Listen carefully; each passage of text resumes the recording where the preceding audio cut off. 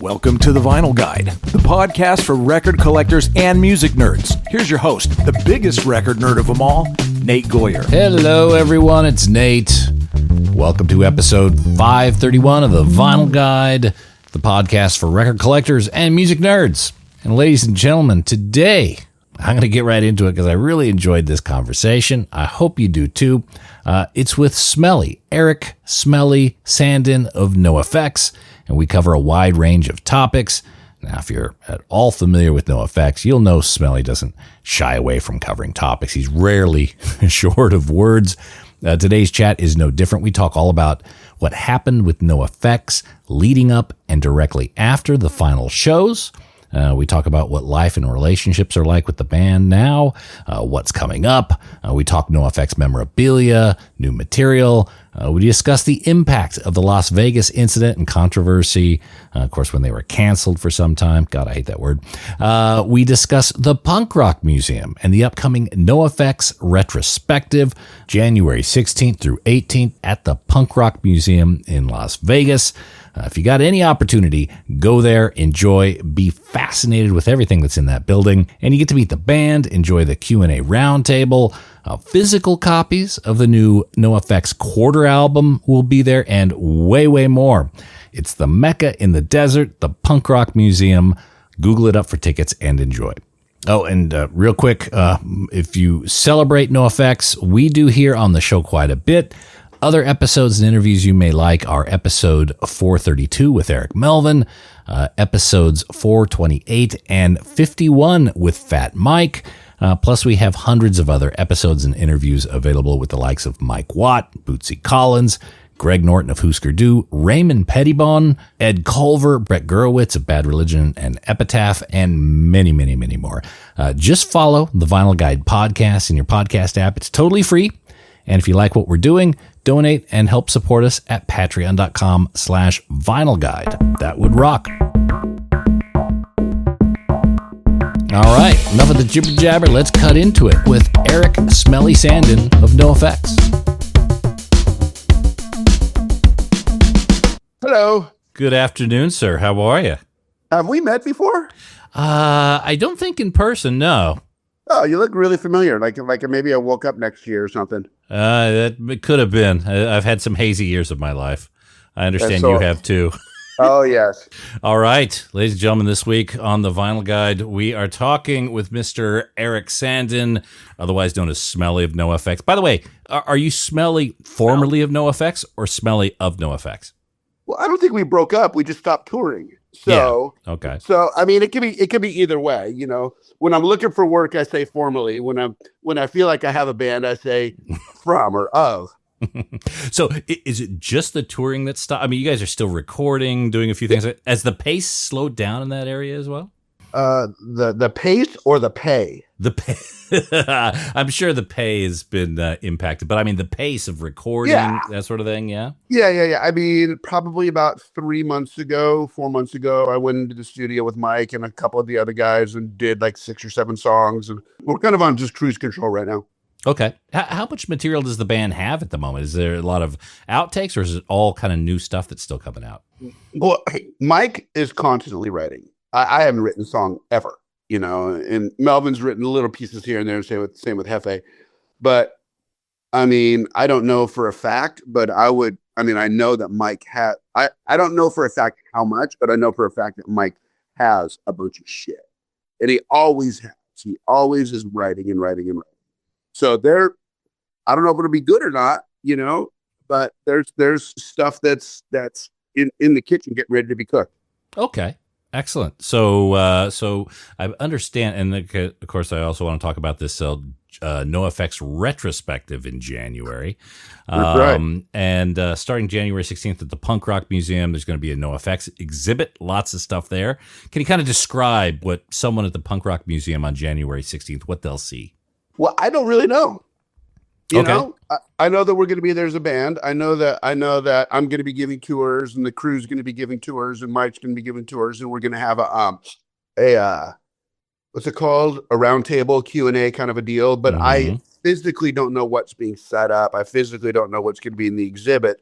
But I do know that they have, I don't know if archives dug up a lot of super cool shit, and they're curating it on their end. And I'm not going to know until the day I walk in really what it's about. Okay, so you're not the band pack rat.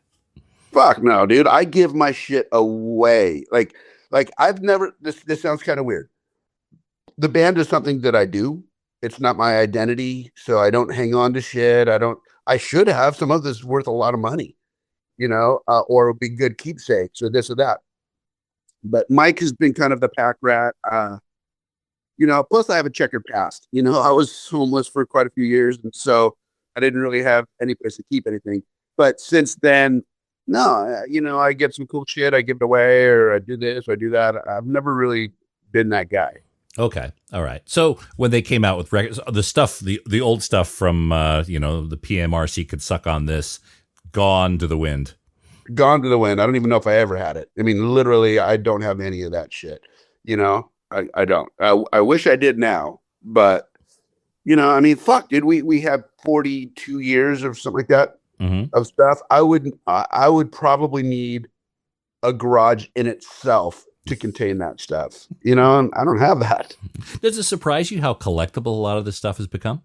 Yeah, man. I mean, because when I saw that Mike sold an original version of the PMRC, because there's been a couple different versions of it for like $5,000 or something like that a couple months ago.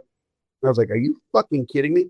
Because I'm just a dumb guy that just played dumb drums in a dumb band that was just trying to have fun and just drink some beer and get laid. There was never any kind of goal. There was never any kind of like, we're going to be the next this or that. Or no, for me, playing music was just about that day and having fun.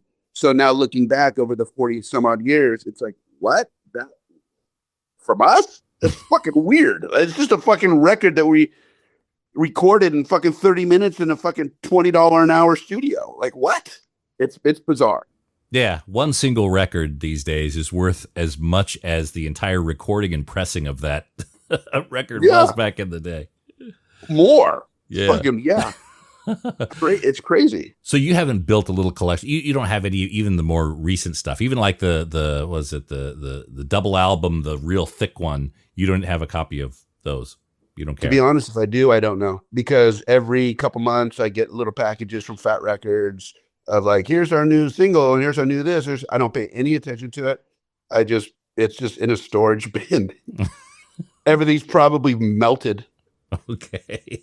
I know that sucks for vinyl collectors and shit like that, but yeah, I don't know. It's like I said, I'm not that collector kind of a guy, and when I get it, like I've never really cared that much. It's not because I'm indifferent to the band. It's just like, oh, cool, more records, whatever. I've been getting these for 40 years. Yeah. Yeah. And you've got your own focus, your surfboards, other things you're spending your time on. You got enough time with okay. Now with the band, again, with the changes and the touring stopping a few years back, how have the bandmate relationships evolved since those final shows? I talk to Mike fairly often. I talk to Hefe fairly often. Haven't really talked to Mel much in the last, 6 months or so. But I mean, it's just status quo. That's what would happen when we'd be on tour. When we get together, happy, huggy, good to see you, whatever. At the end of the tour, we just got to go our ways. It's like we've been in a relationship in a lot of ways, like more intimate than a marriage, because we're working together, we're waking up next to each other, falling, like everything. And it's like a 5-way marriage or a 4-way marriage, So there's a lot of dynamics, but it just feels status quo to me. Yeah. Aside from the surfboards and snowboards, do you have any other creative outlets outside of the band? Like, would you consider doing another musical project? Well, I kind of am. I mean, and it took me a year to get ready to do that. But I started playing with Randy from Pennywise and this guy named Cameron Webb, who's done a couple of our albums and did a bunch of Motorhead records and did a bunch of the, he's done pretty much every band that you've heard of in the punk rock world. Randy started a band with him, I don't know, 6 months ago called 84 Days. they recorded a record with Adrian from No Doubt playing drums, but Adrian wasn't interested in being in the band. He just wanted to do the session. And so I came in about 3 months ago, and been playing with them. And we played a couple shows and, just get together and jam. It's something that comes with it cool, but we're not putting any stock into it. It's a pretty cool record. And we're going to do some other stuff, but Randy's obviously busy with Pennywise and Cameron's obviously busy with recording, his recording business. And I'm obviously not busy. So I'm waiting for them to, so, if something happens with it, cool. If not, we had a good time. And then I've also been playing with the Vandals on and off. Oh, okay. All right. Yeah. When Josh Freese is on tour with whatever fucking band he's in, I got the call and I did 2 shows with them last month. Oh, nice. Okay. Yeah. All right. So keep that was the super chops. fun. That was super fun because I've been friends with those guys for decades, and I recorded some songs on one of their records. 30 years ago. Which Vandals record were you on? The Christmas album. Oh, got it. Okay. Yeah. Right. Yeah, I did. They were quite ahead of the time. I have a song called My First Christmas as a Woman. And it's about being transgender, and it's your first Christmas as a woman. A Christmas song is never a bad thing to have in a retirement portfolio. So they need to get that out there a little bit more, I think. And especially when they're singing about chopping a penis off. Yeah. Who can't relate? I look at mine and I often think, was it chopped off? Yeah, mine got me in a lot of trouble. So yeah, there's a. So okay, so you're staying musically. You're keeping the chops up there. It was slow going at first, like for not playing for a year, and then getting back into it. I was like, what? Huh? What? It's like it wasn't like riding a bike. So once those last shows in San Pedro happened, you put down the stick and you didn't pick them up for some time. Pretty much. And it wasn't out of like sadness or protest or like, I got my relationship ended and I can't look at the picture of the person or it wasn't like that. It's just, I've never been the player like to sit around and just play. I play when I need to. I don't play because like, it's just, I'm going to learn how to do this song. I'll play like, I got shows coming up. I better brush it. Yeah, yeah. And 2023 and 2024 were really heavy for you guys anyway, so you probably needed some distance from it. What was it like for you kind of ramping up to those final shows in October 2024? Was there a lot of, like, what were the emotions like going through as you were leading up to that date? It was some compartmentalization. It was just getting us to the finish line. Getting there, it was kind of at the back of my ear going, one day closer, one day closer, one day closer. And then when we got there, it was so fucking stressful. It was so stressful. A, I'm losing my career. B, there's 17,000 people there. C, everybody wants to like be a part, and like. It had this celebratory vibe outside, but inside it was a slow death for me. Mm-hmm. So it was this weird push and pull. And I kind of emotionally I got stressed out, kind of just shut down and just did the task at hand. Mm-hmm. And then after the last song, I just fucking broke down. Yeah. Were you there? No, I saw you. I'm in Australia, so I saw the Sydney shows. Okay, yeah. After San Pedro. After we finished the last song, The Decline, and I thrashed the drum set and then broke all the amps and kicked everything over, the floodgates just opened because I've been kind of like the sheep herder in the band, keeping everybody on track. Our band's pretty loosey goosey. Like.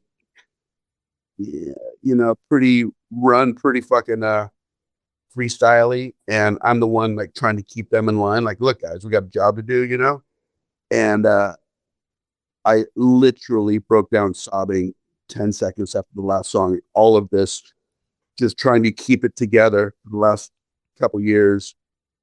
That sobbing like a baby, and then the next day, all day, sobbed like a baby. Mm-hmm.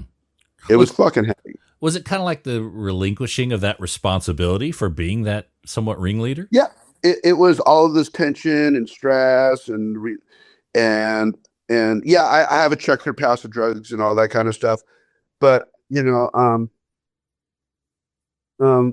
that's what it was. It was all of this emotion just bottled up just to do the task at hand and do the best that I can.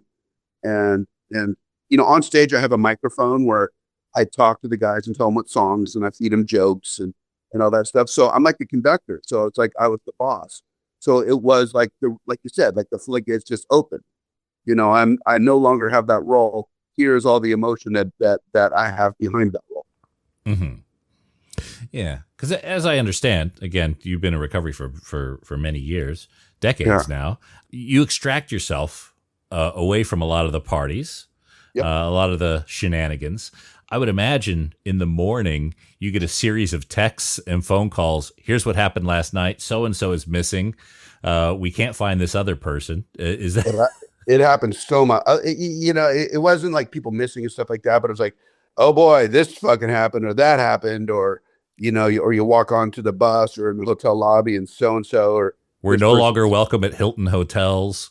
Yeah, for the most part we were pretty well behaved, but yeah, there was definitely an emotional ride, Mm-hmm. and being in recovery and then seeing how people handle situations when they're hungover, when they're drunk, and I'm not just talking about one specific person. I'm talking about the whole kit caboodle. It's like, dude, you are handling this just purely off of emotion and purely off of reaction, not just I mean, there's all of this shit, and it was hard at times. I mean, I love everybody, but it was really fucking hard at times, and I had to keep my walls up, and that was part of the crying, is the walls came down. Right. You'd been the, lack of a better term, the adult in the room for many years. I grew up, and Mike has said this many times, I grew up in the worst situation than all of us. I had the worst childhood. I had the worst, start off in life, like into adulthood. And then somehow I became the most emotional, mature, and smartest of them all. Mm. How do you reconcile that? Like, your need for structure, your need for compartmentalization? Like, how did that? No, there's not a need for structure. How do I reconcile? I just want to be the best person that I can be. And that goes along with, look, I didn't grow up in a good situation. And I told myself when I was a kid that I am never going to be like that. Mm-hmm. And I kind of did actually end up like that. And then when I got my shit together, I realized that drugs and alcohol are just a symptom of trauma, symptoms of insecurity, symptoms of not being able to handle yourself properly in situations. So through a lot of self-reflection, a lot of therapy, a lot of step work, I think that I have figured out how to adult pretty good. Mm-hmm. And how has that evolved since October 2024? That now you don't have that responsibility. You don't have to have that weight. What's weird is the band was a big distraction for a long time, I think, and I didn't ever realize that. As soon as we ended touring, I started doing intense therapy, and I've been a therapist in the past, and I'm active in the program and all that stuff, but this is like the real shit. It's not the kind of doctor that goes like, so how does that make you feel? You know what I mean? Like that kind of bullshit where they're just a sounding board. I think it was a big distraction of my actual inner trauma. And so now I'm really digging deep into that, and it hurts, but I got to get it out. And, like the band was a big distraction from that. And that's what I put my importance on. It's keeping that on track. And without that, I felt lost, and then all this just sort of bubbling up. So I'm not afraid to let people myself, and I'm not afraid to do what I got to do to be the best father possible, the best husband possible. And so that's where I'm at. That's where I'm at. That's beautiful. Yeah. It would feel to me that if, going through something like, you've gone through in your life, being part of NOFX, which is probably, I would say, easily one, if not the most craziest abnormal environments that one person can go through. I mean, you sailed through those choppy waters year on year. That's putting yourself in a very peculiar situation, truly testing your own commitment to yourself. You know what? I mean, I don't know if testing is the right word, but when I got off the drugs and alcohol and I started, like, I was a surrender. I just let go. This is not a piece of me anymore. I am moving forward. So there wasn't really much temptation. It was difficult at times. Yeah. But playing music and being with those fucking three guys and the whole crew is what I love to do. Love to do. Mm-hmm. You know? So it wasn't an abusive relationship. I don't mean it like, but it was a relationship that had some issues, but I loved the relationship. Yeah. You know, like every relationship is going to have ups and downs. Nothing is fucking perfect. So that's just the way I look at it, you know? And there was times when I was like totally over it. And then, but 99% of the time, I wouldn't want to have been anywhere else.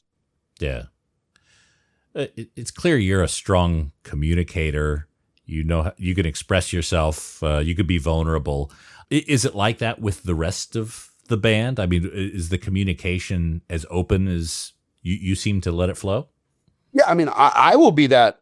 I will be that open. Yeah. I mean, this is me. Other people are still, you know, they have their quirks and their thing. I have my quirks and all that stuff. Mm-hmm. So I can't speak to like, I mean, I could go, oh, you're communicating because you're just a hurt little 8-year-old or this or that. You know, everybody has their issues, you know, and everybody has your own cross to bear. I just worry about myself and I take care of myself, and other people handle things differently. And I just try to take the high road, you know, like I just figure if there's a problem, figure out a solution, you know, and that 99.9% of the time, just based on communication and listening and not judging. And so when there is like a bad decision that needs to be made of business or personal or this or that, a lot of times the answer will find itself. You know, we will find the answer, but it has to go through the muddiness of some people just reacting. So I don't want to do that because of this, or I think we should do that because of that, you know, but the water will find its level. Right. If you just let it, if you fucking let it. So that's, you know, I'm better at communicating than those guys, I think. But we do communicate. Yeah. So I guess I'm curious as to when the band arrived at the decision to stop touring. And this is probably a decision made in 2022 or 2023 that there's going to be an end of the road, which, you know, is certainly worth thinking about, but it's a pretty strong decision to say, you know. It was just pretty much, this is what we're going to do. And I don't mean that disrespectfully towards Mike. Mike has been carrying a lot of the band. You know, he's the singer, he's the entertainer, he's the songwriter, he does all the business. It's a lot for him to carry. So he had made it no secret that the last couple of years he was tired of it. Not tired of the band, but during COVID, he got a taste of what it's like to be still. You know, because we'd been in motion for 35 years up until COVID. And then he was like, okay, we got two choices. We either go out with a big hell of a farewell, or we just call it now, you know. And it wasn't a malicious kind of a thing. It just was what it was, you know. If the drummer quits, you can replace him. If the guitar player quits, the lead singer that writes everything, that does all the business, that's the personality. If they say I'm done, it's done. Mm-hmm. You know? So it wasn't really a decision that it's just something that came to be. You know, and it sucked. I wouldn't have ended it, but then again, at some point we had to end, and it was a hell of a fucking ending. Oh, it was brilliant. Yeah, and I always said from day one, no matter how fucking popular we get, we never did it for popularity, but I always said I never want to be one of those bands that stayed at the dance 2 songs too long. You know, I wanted to end on a high note and not be like Foreigner playing some weird fucking casino in the middle of nowhere. You know. So that's basically what we did, but it wasn't really on my terms. It was on Mike's terms, but since he had written everything and done all the business, it was always his terms. So I got to respect that. Yeah. Yeah. Well, and it turned out to be a celebration And it was a long tail that everyone who wanted to was able to see and participate in. So I think it was ultimately the right way to go. And everyone was alive too. That's another thing. You know. Yeah. Yeah. Yeah. Because if let's just say Mike died or Melvin died or whatever, then we wouldn't have had that end of a celebration. It just would have been, all right, let's close the book and go on to the next one. Well, anyone who reads the hepatitis bathtub book will understand what sort of miracle it is that everyone survived. Yeah. I mean, thank God that I found my drug age just in the age of heroin, not in fucking fentanyl. Oof. You don't get out of that shit. That's insane. We went to a festival in California not long ago, and on the way in, they were looking for volunteers to be medics inside the crowd in case someone OD'd. And we took the course, again, Australia, it's not a big problem here at the moment, but yeah, being able to have those little Narcans and that whole process, strange. Well, because the shit's in every fucking drug there is, which I don't get, but it is. It's fucking scary. Yeah. What role, if any, did the Las Vegas controversy play on the end of NOFX? I don't think any. No? I mean, Mike had already been talking about it beforehand. Mike, the shit happened and everybody got their panties in the bundle. But I knew, like, 48 minutes later, fucking, Axl Rose is going to spit on somebody or Oprah Winfrey's going to fart. That was right in the dead center of that cancel culture bullshit.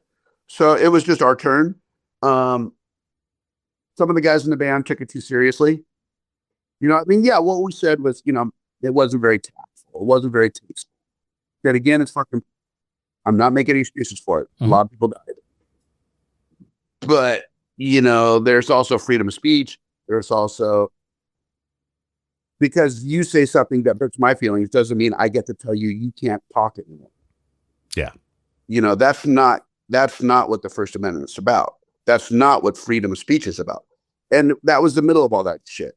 It was just, we said something. Yeah, surprisingly, we had said 1,000 things worse than that. It was just right in the middle of all that bullshit. I was going to say, you guys are constantly riffing back and forth, and I'm sure there's other things that people could have got on. Were you surprised it got as big as it did? Middle of all. It was in the middle where like Louis C.K. canceled himself. He goes, "Yep, I used to masturbate in front of girls. You're done." Like it was in the middle of all that shit. So no, I'm not surprised it got as big as it did. But what I am surprised is, I owned a boxing gym in Long Beach. Yeah, I've been a boxing instructor for a while, and I owned a boxing gym, and I was training fighters and kids and shit. The patrons, it was a punk rock boxing gym. Some of the patrons that always were politically correct and had to be on the right side or right canceled their memberships because of that. And then one guy called me up. He goes, "I'm canceling my membership, and unless you make a public apology and distance yourself from the other guys in the band, I will not be coming back." And I said, "Fuck you, dude." I started telling him, I said, "Fuck you. I am not going to throw my bandmates under the bus because I've said 1,000 things under the fuck, that are inappropriate." Yeah, they said something that was, but we are a team and we are a fucking unit, and I don't want you back. If we had this little thing, and I stood my ground. You can't fucking, when people start telling you how you should and should not talk, no matter what it is, at some point is the what is it called? The roosters are going to come home to nest. It's going to be turned around onto you. So I just thought people wanted me to throw Mike under the bus and Melvin under the bus publicly. Like, no, they're my family, and we're in this together. Mm-hmm. So yeah, it sucked, but it wasn't that big of a deal in the big picture. The real legends. And now, Mike's part of the Las Vegas culture and embedded himself. And okay, here's the funny little story about that, though. Mm-hmm. When all that was going on, about 2 years later, Punk Rock Bowling said, "Hey, we want you guys to have a comeback show here, the first show back here." And we were all, "Fuck yeah, let's fucking do it. Let's do it." Mike is like, "No, I'm not going to do it because all it takes is one disgruntled person. I'm going to be the target. They're going to kill me or beat me up or all this kind of shit." a little bit dramatic. I'm like, come on, dude. He's like, nope, I'm not doing it. 47 minutes later, he moves to Las Vegas and opens up a punk rock museum. Yeah, it's like, so we're like, dude, really? You're scared to be on stage, but you're not scared to be in every fucking newspaper there talking about your business. Yeah. Yeah. Well, it's clear it's all blown over. So now that Fat Wreck has been sold, would you guys do new material? Is it on Fat Wreck? Is it on something kind of independent, different? I mean, it's on Hopeless, but I think it's on Hopeless under the title of Fat Wreck. I think Hopeless bought Fat. I don't know the ins and outs, but I think Hopeless bought Fat Records, and it's going to be still a Fat Records release, but Hopeless is going to be doing all the heavy work. Got it. Okay. I don't know though. Don't hold me to that. That is just that. It doesn't matter to me what if it comes out on fucking Dipshit and the Fuckfaces label or Fat Records. You know, as long as it comes out and has the same kind of work behind it. Yeah, because I think in January at the event, there's going to be a special Punk Rock Museum release of Quarter album. I think there's going to be some physical copies there. So I was curious as to how that's going to work. Okay. You got me. I got no clue. I don't even know what gets released until it gets released, honestly. And then you don't even open the boxes when that's the case. Nope. Like when we do like full albums, when we go into the studio and record, 25 songs and whittle it down to 14. Like I know when that's going to be released. But when those leftovers and other shit that we've worked on in the years and this and that, all of a sudden it's a box appears. Oh, what's this? I don't remember doing that, but I guess I did. Yeah. Okay. What's something in your record or CD player or your streaming service that you're listening to these days? Dude, it's this band from Israel called Father of Peace. Mm-hmm. It sounds kind of weird. They were in my Instagram algorithm. And I was like, what? What is this shit? It's fucking quirky. It's weird, incredible musicianship. I think it's called Father of Peace. There's that. And I don't know, I've been doing it for a long time and I don't really listen to music that much anymore. Mm-hmm. More of a podcast kind of guy. Oh, okay. What's your go-to podcast? True crime stuff, conspiracy theory shit. I'm not a conspiracy theorist at all, but I know that there are conspiracies, weird like Illuminati shit, just weird stuff. Okay. Not that I prescribe to any of it or don't prescribe to any of it. I'm not a tinfoil hat guy, but where there's smoke, there's fire in some things, and it's fucking interesting. Okay.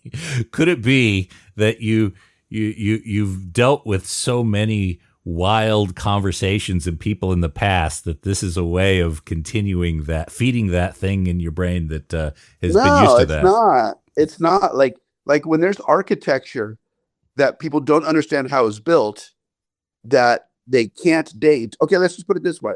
My wife and I went to Turkey a couple months ago. Mm-hmm. There's fucking underground cities that have 20,000 people that they don't know who built it, how it was built. The dirt just fucking disappeared, like that they excavated it with. Like there's all of these things that people don't know, and then there's architecture, such as the pyramids. But that's a basic. Like in Peru, where these huge 3 million pound stones have been moved miles, where we can't do that today. And then when the Incas started building, it's crude on top of that. Yeah.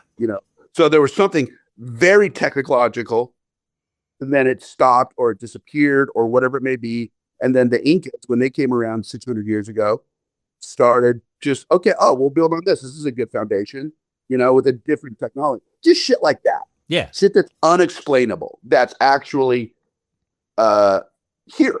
That is really here. Yeah. No, I love those mysteries. I love listening to those. I'm comfortable with being okay not knowing what it was.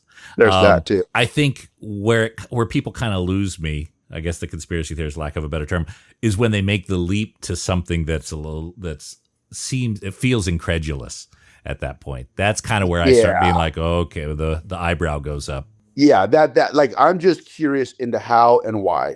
I'm not going to say that aliens came down. I'm not going to say this or that or or we're living in a fucking a simulation, which some people say. Yeah.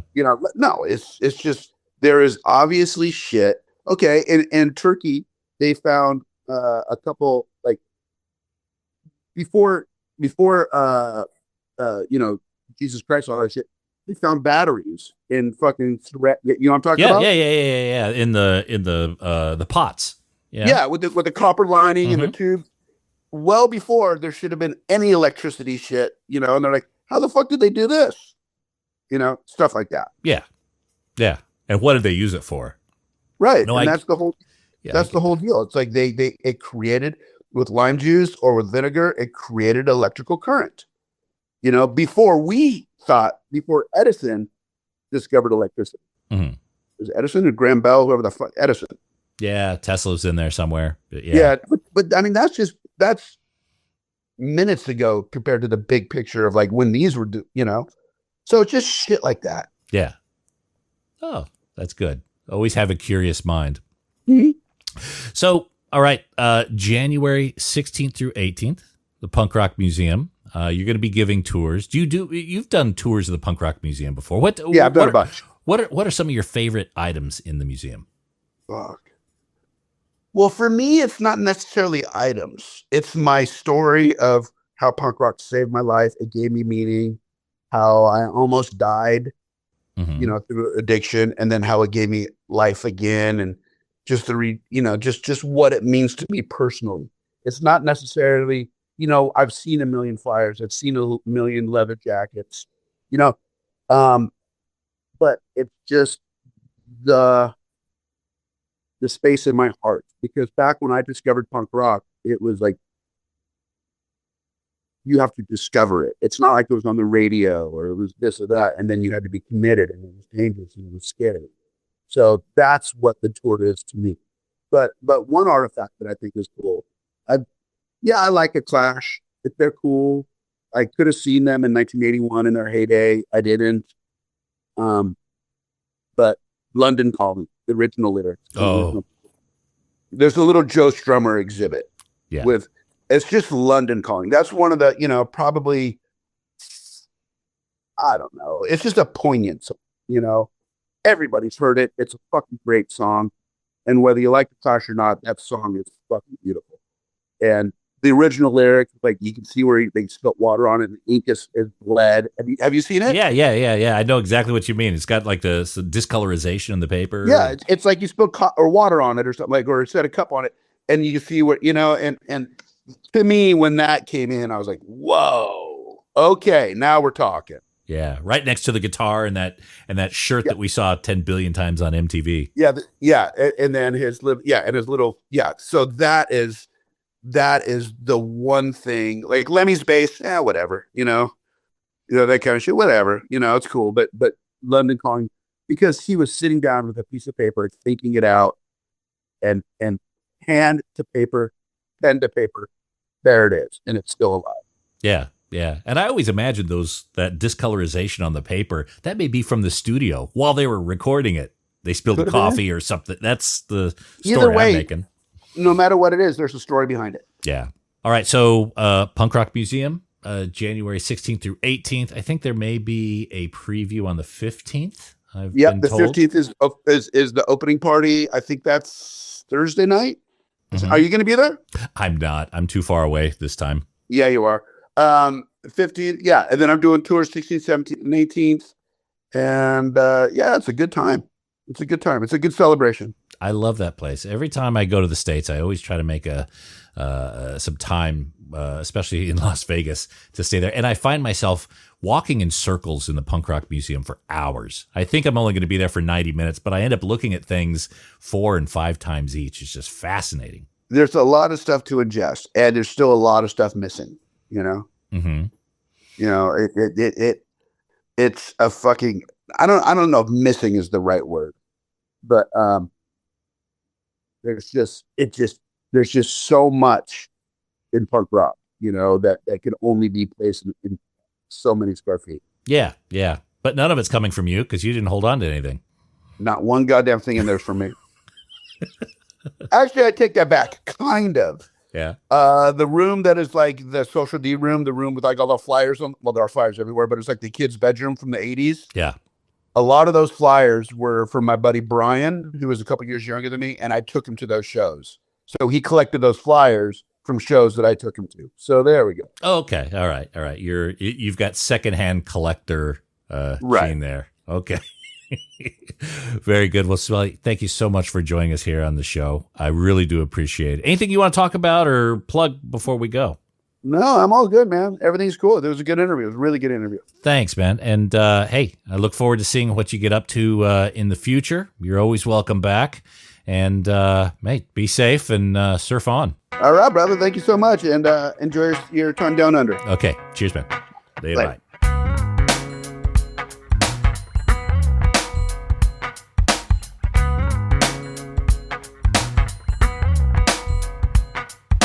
Absolute lovely dude. Man, I'm telling you, he's seen a lot. You know, if you want to hear more, check out the book, the Hepatitis Bathtub book from NOFX. Oh God, it is just, it's amazing that any of them survived, let alone all four. But also make sure if you have any opportunity, the Punk Rock Museum, January 16th through 18th, it's sure to be quite wild. And that's it for this episode of The Vinyl Guide. Thank you so much for tuning in. Thanks to everyone who's sharing these episodes on social media, putting them on Facebook and Reddit and all those different platforms. That is appreciated. Everyone who's helping support the podcast at patreon.com/Vinyl Guide. Well, you rock as well. And we'll be back shortly with a brand new episode. So until we talk next time, you all behave yourselves. And thanks again for listening to the Vinyl Guide podcast. Cheers.